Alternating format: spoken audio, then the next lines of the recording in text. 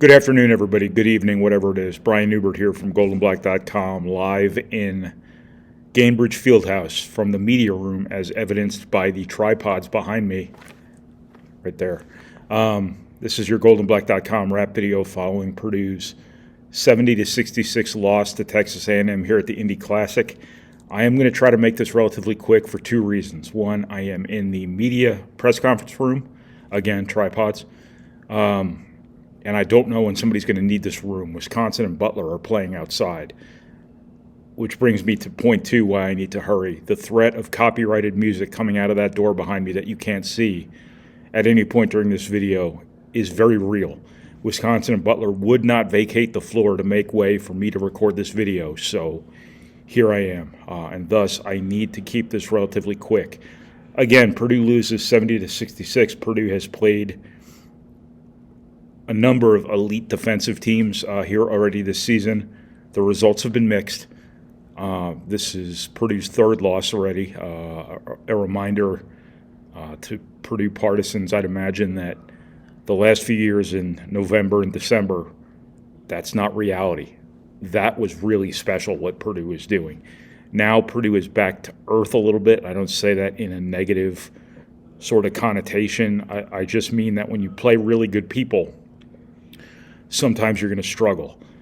Purdue has struggled in victory and defeat at times this season, and that's just the nature of non-conference basketball. It's just the nature of the early season in college basketball. Texas A&M, unbelievably physical team. Purdue no longer, and it's senseless to talk about him because he's not coming back, but Purdue no longer has the singular physical difference maker in every single game. The guy whose mere presence decided games. It set the terms of play in many cases. Purdue is, not the most physically imposing team in college basketball anymore. Not even close. And when you get some of these teams with adults playing for them, really physical, strong people who play really hard and really guard, Purdue sometimes shows its age. I don't mean to keep going on and on about the grad transfers, the graduate students playing college basketball, but that should have been a huge disadvantage for Purdue the last few years.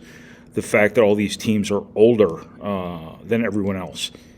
Yes, Purdue could play that game. I understand that completely. It just doesn't. So pointing it out as something other than the path Purdue has chosen to take isn't really appropriate, but the path Purdue did choose to take has been pretty damn good to it, you have to admit.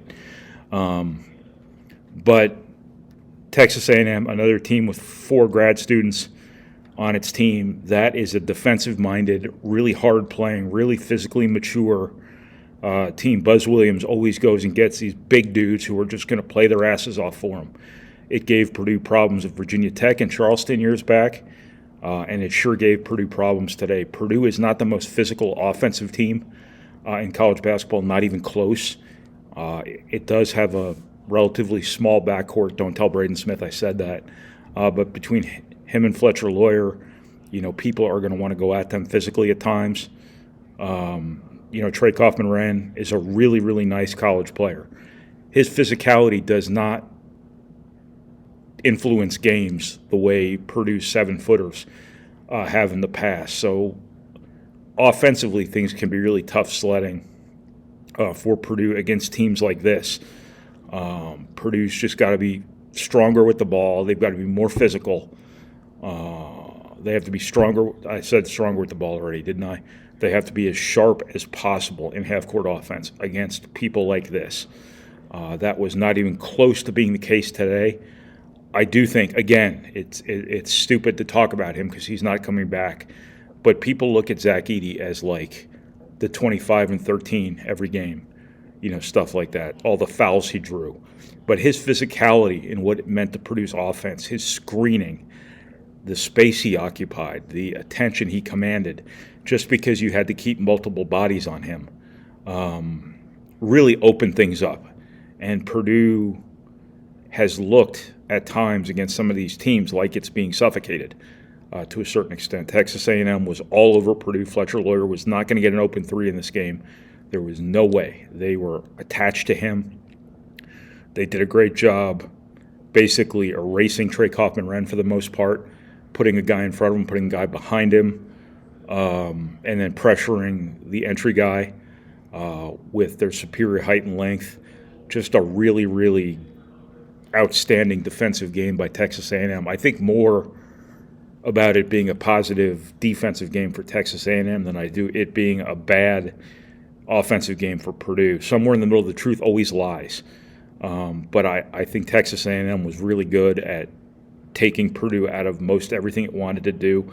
When you look at how Purdue had to score in this game, it was so often Braden Smith just saying, okay, I'm just shooting now, and shooting. And he made 5 threes, and that kept Purdue in this.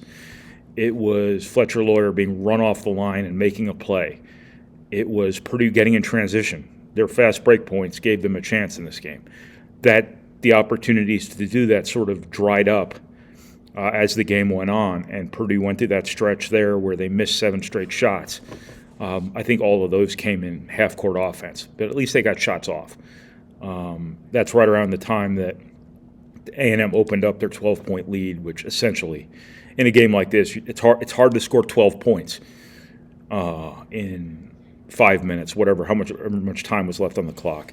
It's really hard to score 12 more points than your opponent in 5 minutes. So a lot of credit to Texas A&M for its physicality, its execution of its game plan, its preparation, all of that stuff.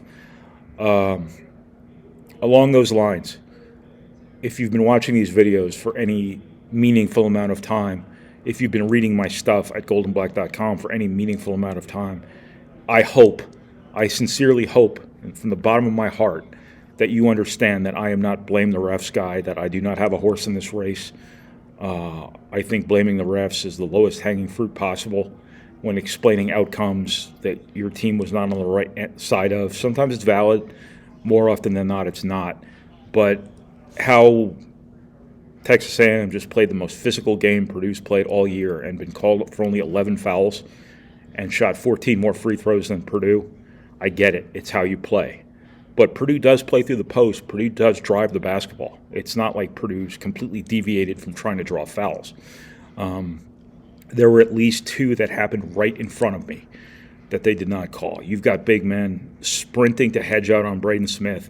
Big men typically are not ballerinas.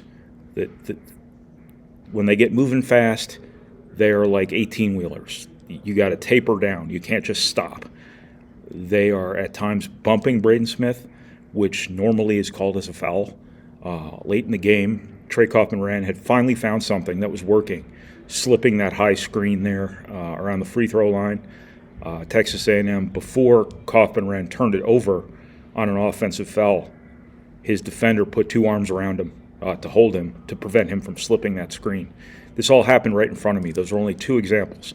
But I thought that Purdue could have gotten a lot more calls than it did. That's not why it lost.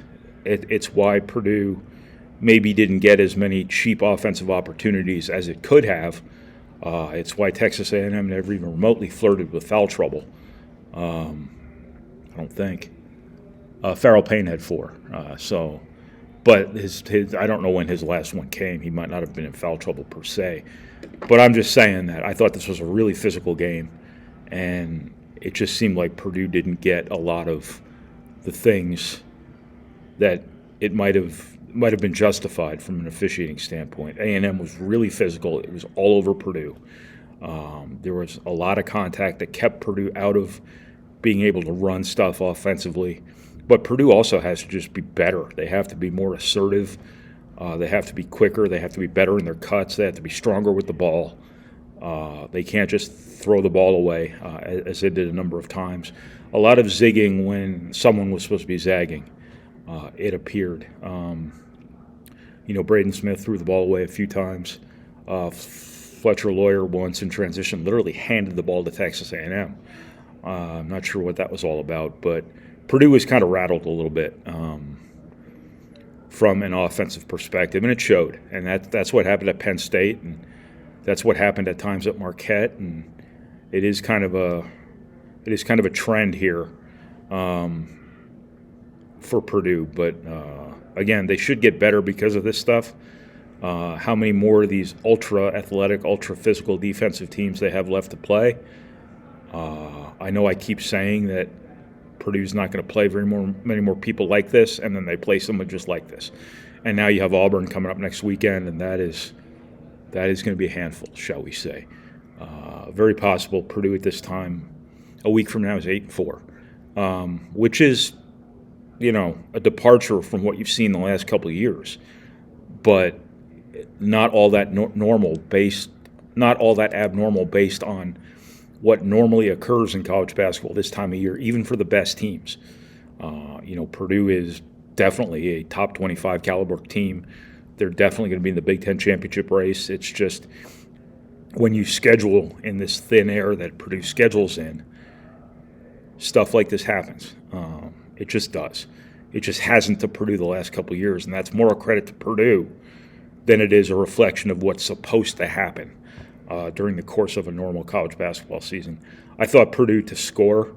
I thought for a while there they showed a real resourcefulness. Nothing was working offensively in the half court. Your leading scorer was erased, basically.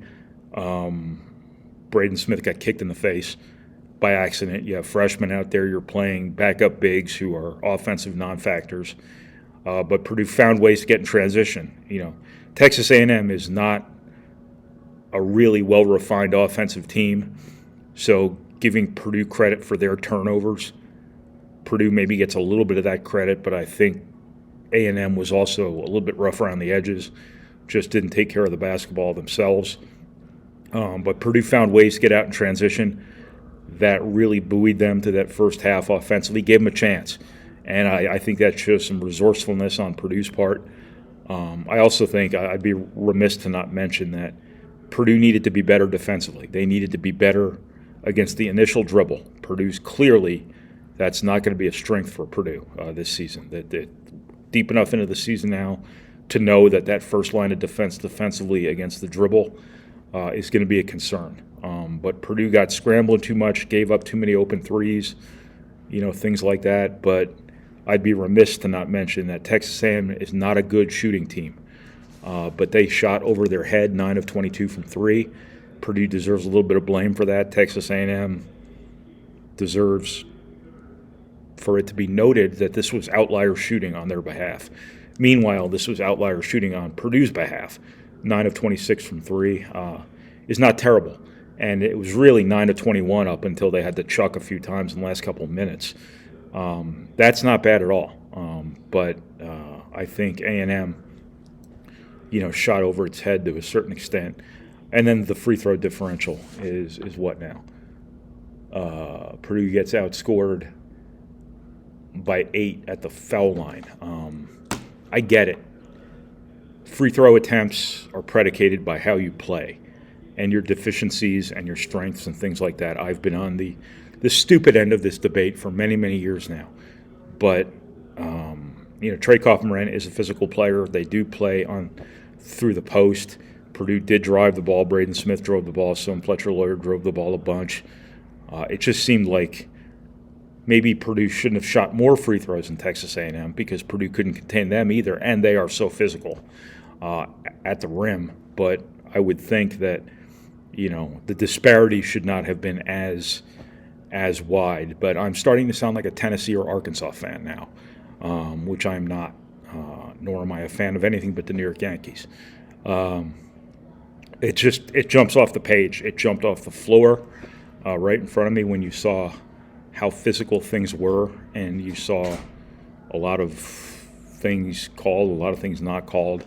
Just kind of the way it was. Purdue needs to be better for it. They need to be tougher. They need to be more physical, things like that. So that's what I got. A lot of rambling here. So from Purdue's 70-66 loss to Texas A&M here at the Indy Classic, this is Brian Neubert from goldenblack.com. Thank you for watching. Thank you for reading. Thank you for listening. And thank you for processing our materials, however it is you process our materials. Next time I talk to you, I will be in Birmingham after Purdue plays to Auburn. I will probably smell like brisket. So Thanks, everybody.